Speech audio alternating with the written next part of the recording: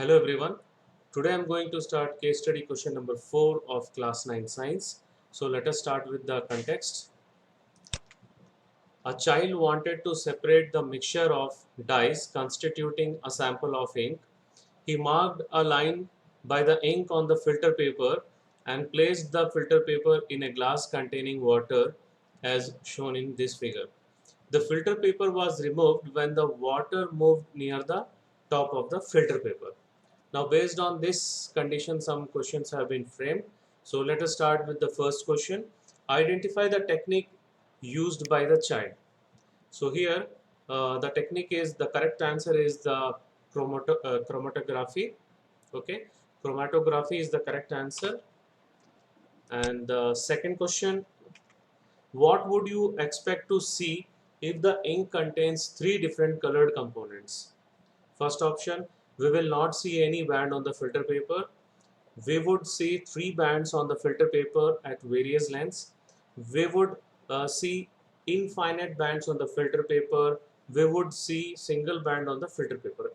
So actually, if three different color components will be there, then we would see three bands on the filter paper at various lengths. So the correct option is the B bit.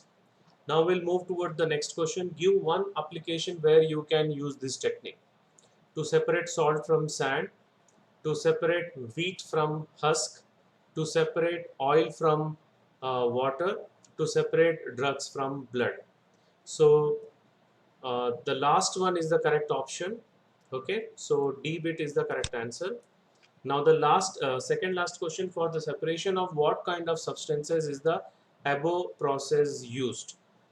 Number one, for the separation of insoluble substances, for the separation of single solute and that dissolves in single solvent, for the separation of those solutes that dissolve in the same solvent, for the separation of those solutes that dissolve in the different solvents.